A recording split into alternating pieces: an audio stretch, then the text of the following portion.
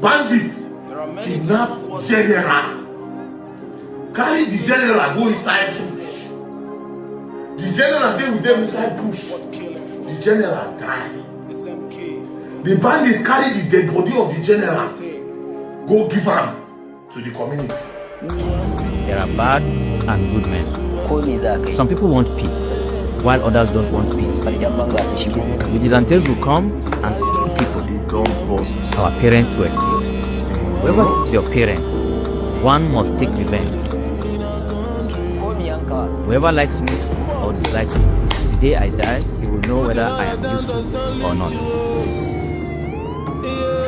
Jibia is one of the 19 local government areas in Katsina.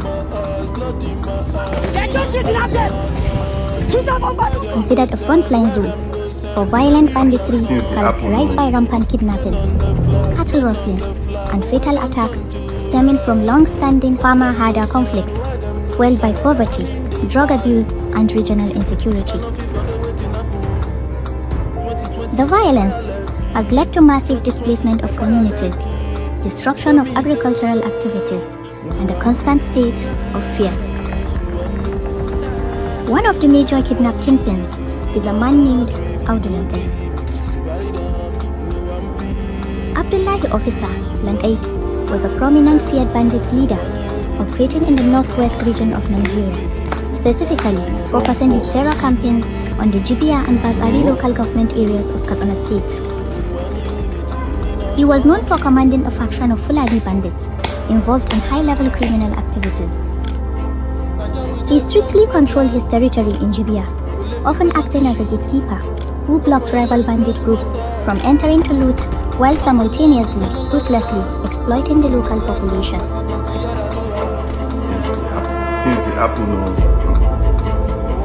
But the tide seems to be changing in early 2025. Langai was among a group of bandits who engaged in a reconciliation process. Despite his criminal background, he was considered a key enforcer of a fragile peace agreement in the Jibia area, with some residents treating him as a local protector against outside bandits. To understand how all of this unfolded, we were able to secure a chat with this kingpin. We wanted to know why the Fulanis known for carrying cattle sticks began to carry arms.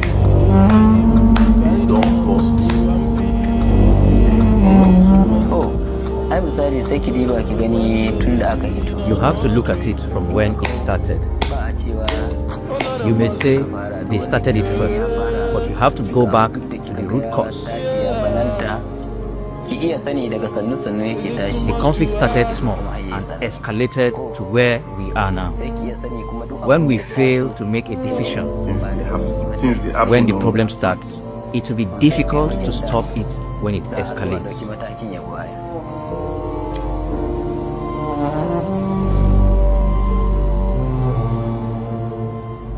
We asked him if these brutal attacks were a revenge mission. Yes, of course. At first, when the conflict started, it did not reach this magnitude. And I told you before, while we were young, before we had anything, they let vigilantes into our houses and killed people, while others escaped. Had it been that the authorities had put a stop to the issue, things would have been resolved. Vigilantes will come and kill at will. Those who come to kill instantly, without any recourse to justice. How do we handle such? And we didn't know how to get there. It got to a point where we had to leave our communities and go to places where we had access to weapons. At that time, there were fewer AK-47s in our forest. Probably 5, 6, 7, 8, 9, or 10. But now, only God knows. For example, you may find someone with 1,000 AK-47. You see the danger? But had it been the authorities intervened earlier, we wouldn't have cared to look for guns or leave our houses because we didn't know anywhere else to go. This seems to have returned to Jibia, with Audu Langai being a key player in this fragile arrangement. He alleged that the government had agreed to build schools, hospitals, boreholes, and roads as part of the peace deal. So far, Audu claims to have upheld his end of the bargain, accusing the government of not keeping to theirs. The government is yet to fulfill their part of the agreement, Since the apple which are many. The reason why I told you there are many is that in our earlier agreement, we released kidnapped victims and we released them. Again, the government pledged to release our own people from prison. As of today, we are yet to receive even one of our people that were locked. We had an agreement with regards to schools that will be constructed. Not a single one was built. They promised to build schools for our children, Western schools and Islamic schools. Create grazing lands, construct roads and hospitals for us. Construction of dams and tap water. They promised 12 boreholes. They only installed 3 tap pumps despite our large number. But after the peace agreement, none of these promises were fulfilled by any of them. We have fulfilled all our promises. We promised that these attacks will stop. We have stopped every atrocity here. Under Jibia local government, they were able to drill some boreholes for them. They have also constructed some ice dams for them. And then currently, as I'm talking to you, efforts are being made to ensure that their schools are reconstructed, including their dispensaries. So I'm sure because they don't know how the government functions, that is why they are seeing that it's not being fulfilled. But these things are going to be fulfilled gradually. They cannot be done at once. So just like I said, the peace accord was reached between the Fulani community and then the local Hausa community that are there. But at the end of the day, we push the whole arrangement to local government because it is only the local government that can be able to fulfill some of the pledges we have made with the Fulani people. And Alhamdulillah, gradually the local government is taking it over and is going to implement it gradually, as I said. I'm sure by now if you ask them, they will tell you that some boreholes were drilled. Some ice dams were also constructed for them. So the next thing is to construct, to rehabilitate the schools, Islamia schools, and then dispensaries. So we are watching the government. We don't know what they are up to. We don't know if they are playing politics with us. We don't know that. So we are still waiting for the government. Any person that promises to do something, all you expect is for him to fulfill that promise. It shows he's a good person. The reason the Jibia peace deal became the best is because we stood by our words. You see, some of our brothers are happy with our decision for peace, while others are not. We continue to manage them this way. It's not just Audu Langai group that is there in that area. There are other factions of the Fulani group. Some of them have queued into the agreement. Some of them are out of it. The reconciliation brought some level of calm in many ways, but the truth is that we are still facing challenges. Conflict has no benefit to all parties involved, only the waste of lives. We have spent a year without any attack. The attack stopped the moment we had our first sitting. We have fulfilled our promises, stopping all attacks and killings, stopping kidnappings. And since that time, I am not sure there has been any case of attacks or kidnapping in Bastari local government.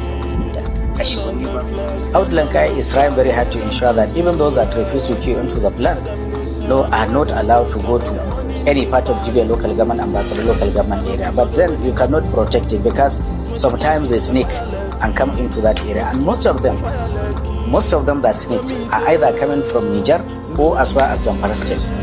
They are coming there to maybe to do their atrocities. But then whenever we get an information that these people are coming to do some atrocities, we immediately link up with Langai or his lieutenants, and then they will take it up immediately to ensure that these people are driven out from the area. So I think the people that are disturbing that area are not necessarily linked to Langai directly. There may be some other factions that are not under his group. We believe that these are the people that are causing problem in that area. In January 2026, it was reported that Audu Langai was kidnapped by men loyal to a rival bandit, Bello Turji. He was later released and received a hero's welcome upon return to Jibia.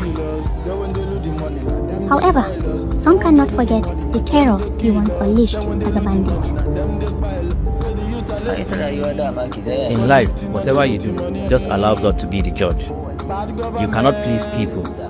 There are bad and good men. There are people who like to spread falsehood. If you ask him why he said what he said, he will have no explanation. Or ask him what is his reason, he has none.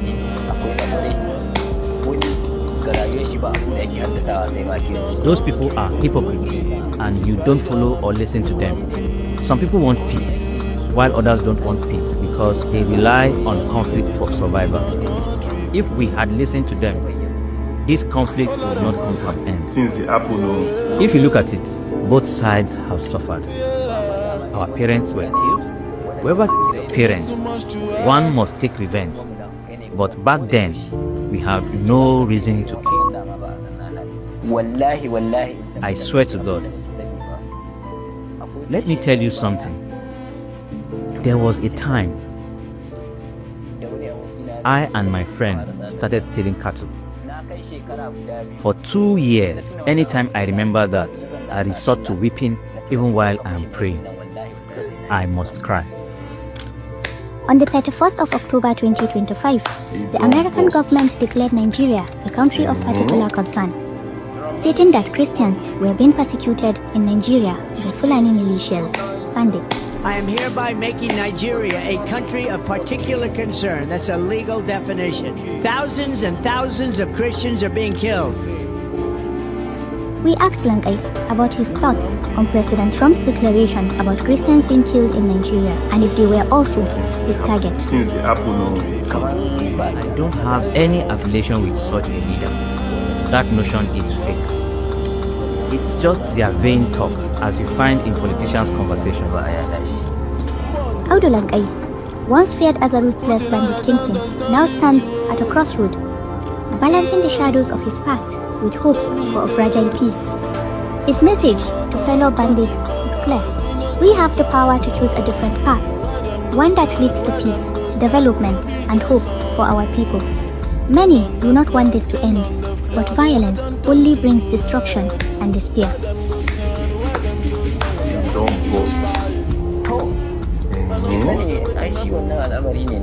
I don't even have to tell you that we now experience peaceful coexistence with the Hausa compared to before.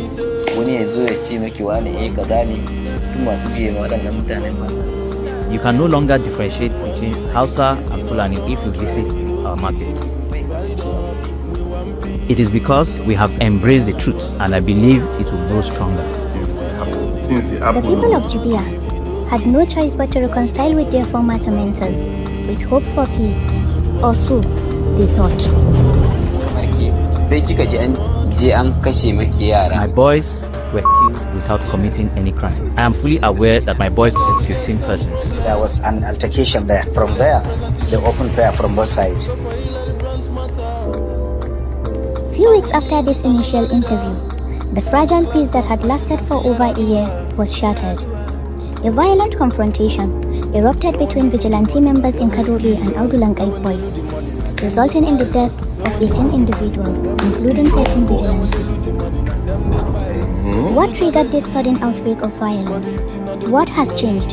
Who broke the peace? I can never forget that day, the 17th of March, around 7:17 in the morning. An intelligence was reported that they saw a group of bandits on 3 motorcycles coming into the Nara district. So somebody from within the vigilante group informed the vigilante leader in the Nara district. And then on informing him, he decided to go and see himself what was happening. On getting there, he saw that they saw the 3 motorbikes and the other person, the other Fulani people on the motorcycle. So he asked his people, have they come to attack you? They said no. Have they taken anybody? There wasn't. have they rustled any cow or maybe goats or anything or sheep? They said no. We said okay. Maybe they are coming on another mission, different from what you people are thinking. So we should leave them. I then told my men that since those people had not attacked anyone yet, everyone should return to their villages. I explained that because of the reconciliation agreement, if someone has not harmed you, you should not attack them. If they come into your area and attack you first, then you have the right to defend yourselves. But some of the boys did not cooperate because it seemed they wanted us to attack immediately once they heard bandits were nearby. As their commander, I told them clearly that I was not giving permission for any attack and everyone should go back. After that, I entered my vehicle and left.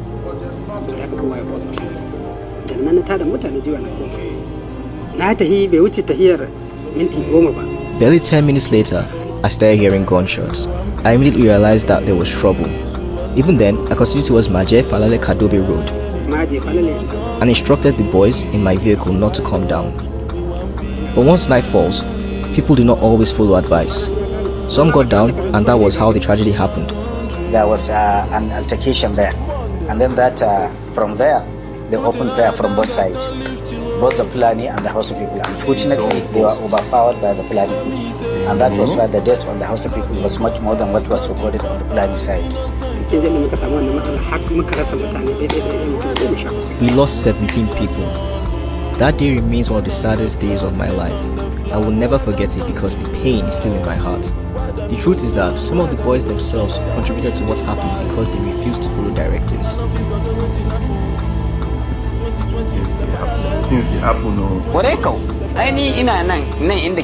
I was sitting down when one of them called me and said they were detained by vigilantes. I told him to rest assured that we are at peace with them.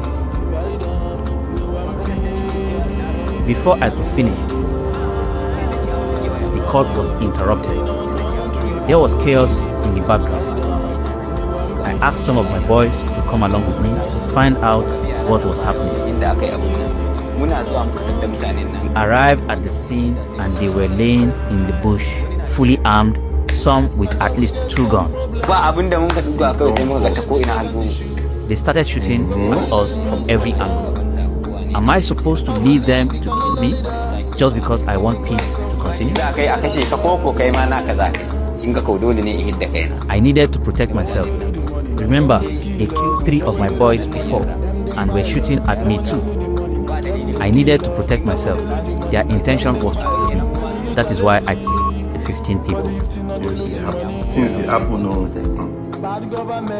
What triggered this sudden outbreak of violence? What has changed? Who broke the peace? Audu Langai claims that the community no longer desires peace with him, accusing them of killing his boys and seizing some of the arms he used for self-defense against rival gangs. My boys were killed without committing any crime. I am fully aware that my boys killed 15 persons. Even if you were in the same position, you would have behaved the same way.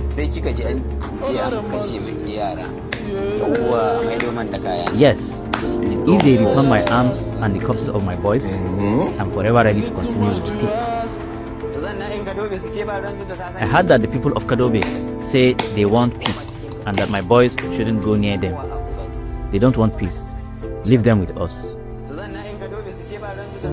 They will relocate to Kasuna.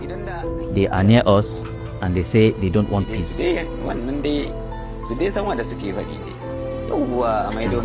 Yes, if they return my arms and the corpses of my boys, I'm forever ready to continue with the peace.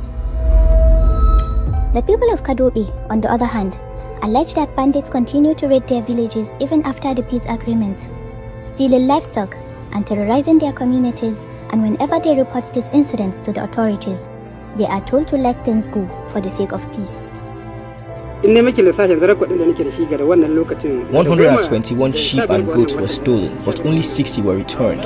According to the records I personally have from our people, between the 15th and the 23rd of this month, a total of 89 cows and 171 sheep and goats were stolen. We have complete records with names and details of everything taken if needed. In fact, Barely 3 days after the agreement, another killing was reported. All we want is peace and a normal life. We want everyone to be able to tend to their livestock and farm peacefully. Now that the farming season has come, people cannot even go to their farms with peace of mind. Some are too afraid to visit their farmlands at all. Anyone you see going to the farm now does so only by placing their trust in God.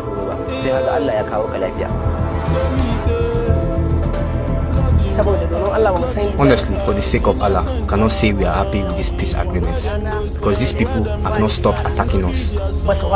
Day and night, they continue to torment us without rest. They came and killed our children and took away our properties. Yet up till now, there has been no peace. We no longer sleep peacefully because of constant fear for our families. As I speak to you, we are still living among the same people who attacked and oppressed us. After the killings, we were told that reconciliation had been made between us and them, and that we should have nothing against each other. However, we have not seen any benefit from this agreement. Peace is supposed to bring safety and stability, but that has not happened. We do not know the reason why. We have submitted complaints to community leaders and those responsible for peace talks with the bandits, but we are still suffering from livestock theft. No one is at peace anymore. Here in eastern Jibia, honestly, the situation has become worrisome. Whether people believe it or not, this is why we keep praying to Allah and appealing to our leaders. They know that reconciliation efforts were made, but they did not succeed. Now the rain season is approaching, and as you can see, farming is becoming difficult. Some people can only farm manually because they no longer have cattle to help them cultivate the land. How long will it take before food becomes available again? We always have issues with vigilantes. Some time ago, they detained some of my boys and collected 300,000 from them, after which they went to seize their rams.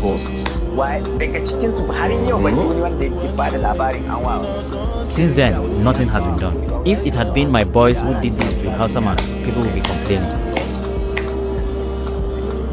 Whenever I hear cases of stolen cattle, I ensure my boys return whatever they took. If they don't, I pay for it.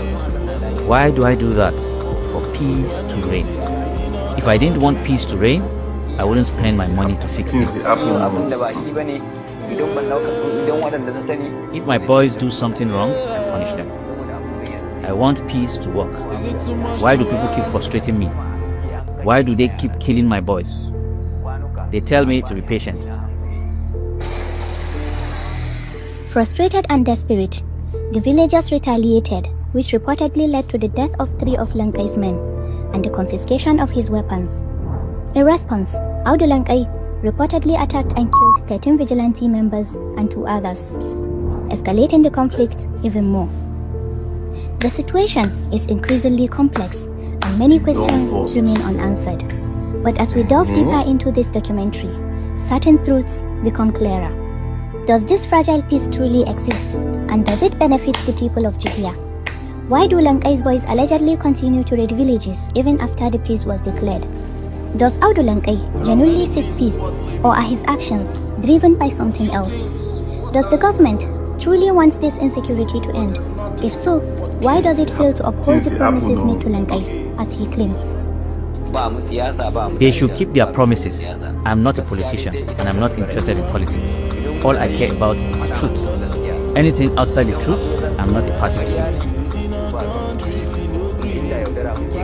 Because if I didn't want peace, I wouldn't have signed the agreement. If they keep their promises, I have no reason to attack them, except if they attack me. That's exactly what the people of that village do. They keep my voice, not once, not twice. Even if you hate me, you should know I keep my word.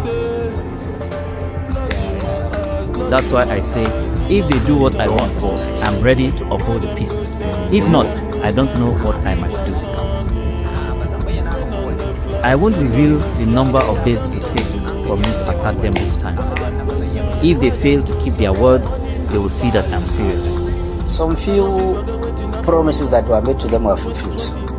I could remember part of the promises we made to them was one part of their demand. One, reconstruction of schools facilities that were vandalized, dispensaries water supply projects and rural roads linking to the communities. Part of it has been fulfilled. The peace deal in Jibia is now on the brink of collapse.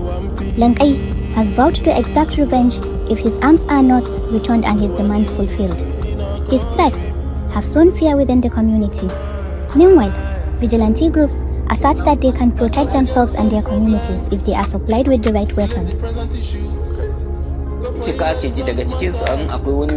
government has never given me a single kobo, not a single penny, even when they promised to compensate me after I was held hostage. I received nothing.